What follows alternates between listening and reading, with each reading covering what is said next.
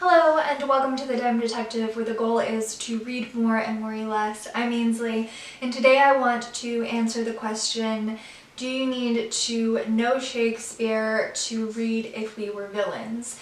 Now there is going to be a spoilery section of this video, the second half of it, so don't go there, but if you haven't read it, I want to say that no, I don't think you need to know Shakespeare to understand and read and enjoy If We Were Villains. I think it's a really straightforward novel, and yes, there are passages in it that are Shakespearean and there's several references throughout the novel, but that doesn't mean that you can't enjoy it and truly understand the text.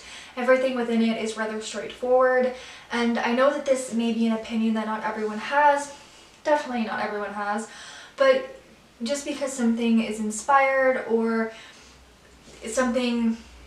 a classic is weaved into a modern novel, I don't think that, or one of the things that really gets to people is the fact that that exists within the text, and I think that they understand it.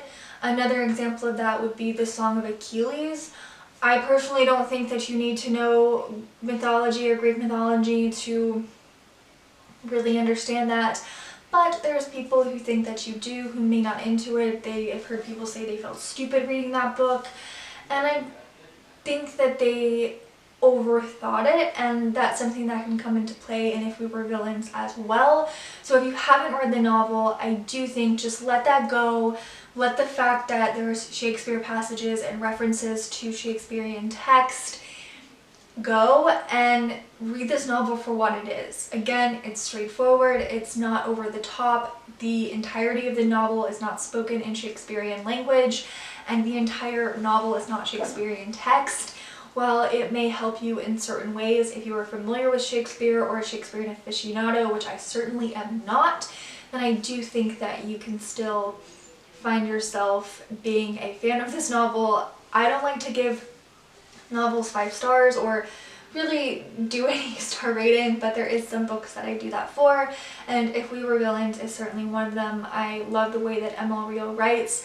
I think she is, incredibly smart. She's somebody who does know Shakespeare, so she used the classics to weave into the story, but that can be said for a lot of things. The way authors and writers in general will weave things that they are knowledgeable about and things that they enjoy into their writings, and with something like Shakespeare or any forms of mythology, that is of course a lot more apparent and a lot more just noticeable in general, and in If We Were Villains that's obviously the case, but just don't allow yourself to be intimidated by the fact that there is Shakespearean passages and that the plays connect to what's happening in real life, because the way this is written, it's written for a wide audience. It's not just written for people who love Shakespeare and know Shakespeare. It is written for an audience that just enjoys a good mystery of sorts.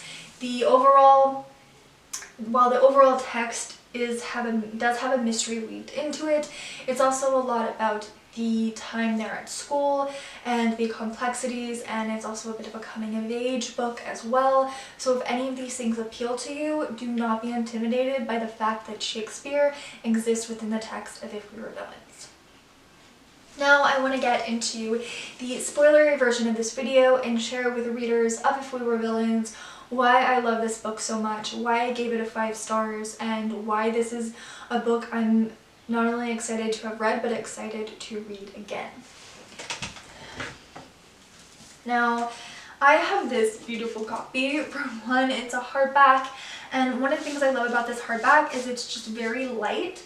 So as you can kind of see with the papers, there are those very thin pages, and it's not very difficult if you're somebody like me who struggles to use hardbacks. I do have quite a few hardbacks myself, but I don't think I'll ever buy them again just because they're difficult on my hands and wrists. But this one is quite light, so if you want a good hardback and you want a hardback in this because you're in love with this cover like I am, I highly recommend it. I think it's so cool, just this kind of plain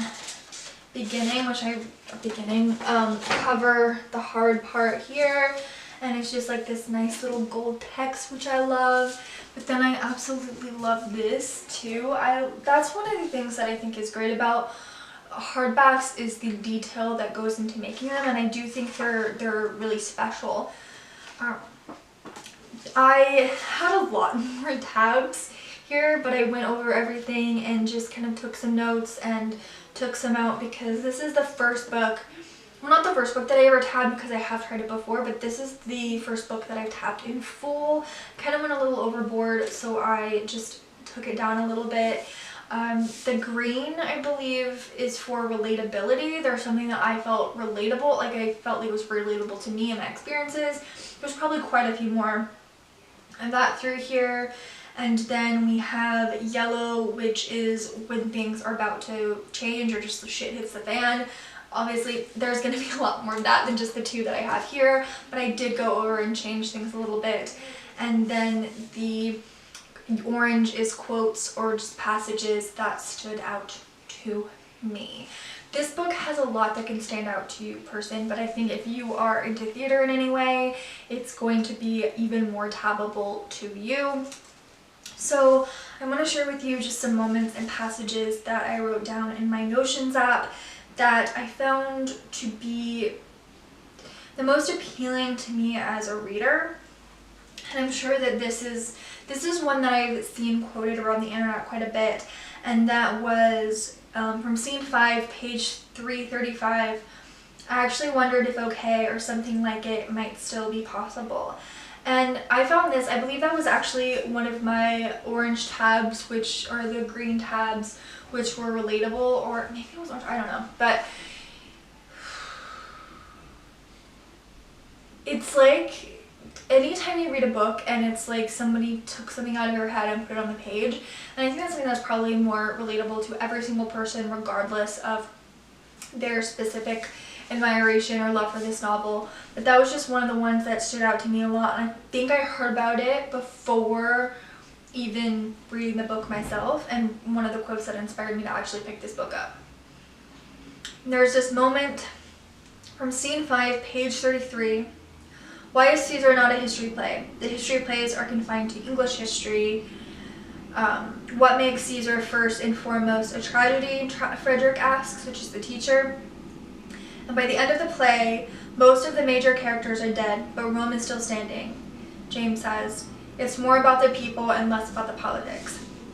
And so it's moments like that I think people who are just getting into Shakespeare, or people maybe know a little bit about Shakespeare, or even people who are aficionados maybe, will read this and be like, oh great, I didn't think about that, or I didn't really 100% know, because there's a lot to learn when it comes to Shakespeare or any classic, and there's things that we as a modern audience may think that doesn't really make sense or might not really get into so much, but seeing kind of the questions and the answers that go through the text and the conversations they have with their teachers, I found to be particularly interesting as somebody who is a theater kid and who does like Shakespeare. Comes from scene 3, page 269.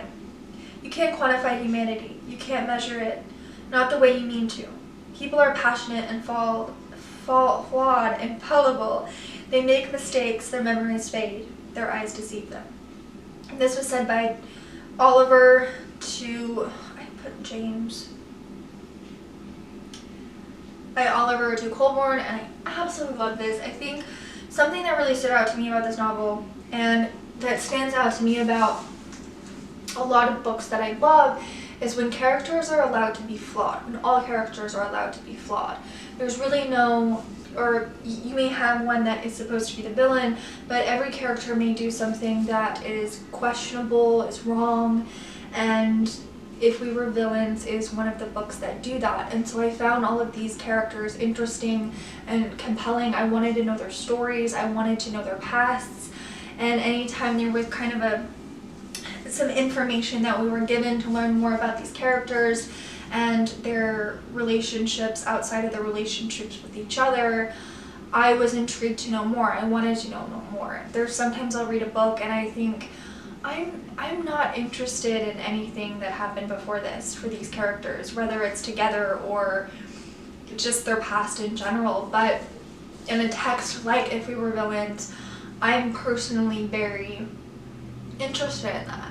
Now, I don't want to go off and say what happens in the end, because if by chance you came here to get full spoilers on the book and just not read it, I don't want to do that to you, because I think that this is a book that is fast-paced, it reads really well, it's not clunky, there's not a whole lot of added baggage into this.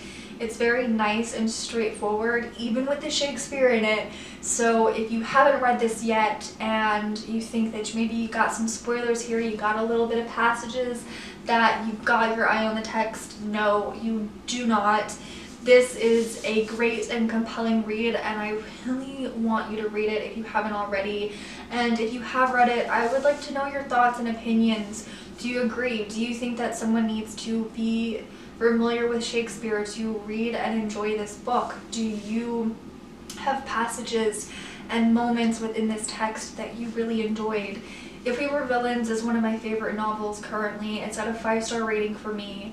I want to read more by Emil Rio. I don't think she's got any other books right now, but I'm excited to see what more Emil Rio does in the future. And if it's just half as good as If We Were Villains, I know it's going to be a good book. But again, if you haven't read If We Were Villains, please do. And if you want to... Hey guys, I am sorry I was cut off there at the end. Unfortunately, my camera stopped working, so I was not able to record a outro for you guys. But if you did enjoy this video and you want to see more from me, please feel free to give this video a thumbs up if you feel so inclined, and subscribe and ring that bell to be notified every single time I post. Thank you so much for watching this video, and you can find all my social media, including my website, ainsleypeace.com, in the links below. Thank you. Bye.